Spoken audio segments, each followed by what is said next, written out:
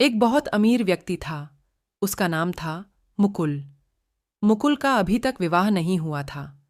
उसके माता पिता उसके लिए उचित कन्या की तलाश में थे। वे मुकुल के लिए एक ऐसी पत्नी चाहते थे जो सुंदर हो, स्वभाव की अच्छी हो और घर का कामकाज भी अच्छी तरह जानती हो।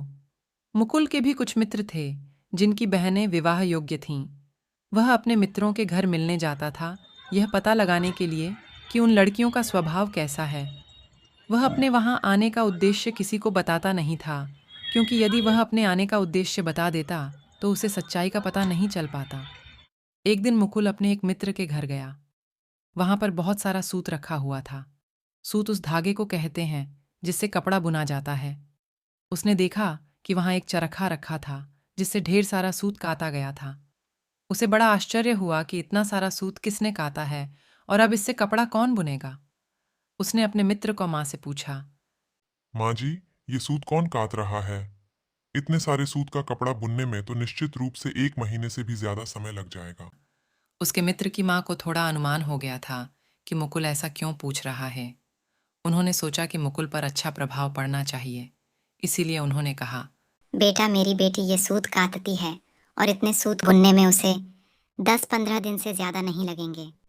मुकुल को विश्वास नहीं हुआ। उसने उस समय कुछ नहीं कहा। जाते समय जब कोई उसे देख नहीं रहा था, उसने उन्होंने अलमारी को चाबी सूत के गट्ठर के ठोक नीच छपा दो। 1 महीने के बाद वह फिर उसी मित्र के घर गया। तब उसके मित्र की माँ ने उसे एक अजीब किस्सा सुनाया। उन्होंने मुकुल से कहा कि पिछले 1 महीने से उनकी अलमारी की चाबी नहीं मिल रही है। उन्होंने पूरे घर में ढूंढ लिया है, लेकिन चाबी का कुछ पता नहीं चला। तब मुकुल उठा और उसने सूत का गट्ठर उठाया। चाबी ठीक उसी जगह रखी हुई थी जहां 1 महीना पहले उसने छोड़ी थी। ऐसा लगता था कि पिछले 1 महीने में सूत को हिलाया तक नहीं गया था। मुकुल ने चाबी अपने मित्र की माँ को दी और बोला। आप कहती थी ना कि आपकी बेटी 10-15 दिन में ही यह सारा सूत बुन सकती है। हो सकता है कि आपकी बेटी जब काम करती हो तो काफी जल्दी कपड़ा बुन लेती हो, लेकिन उसके लिए काम शुरू करना भी जरूरी है। और मुझे लगता है कि उसे काम करना कुछ खास पसंद नहीं है। देखिए, पिछले 1 महीने से इस गट्ठर को किसी ने हिलाया तक नहीं है। चाबी वहीं की वहीं पड़ी हुई है। माँ कुछ नहीं बोली।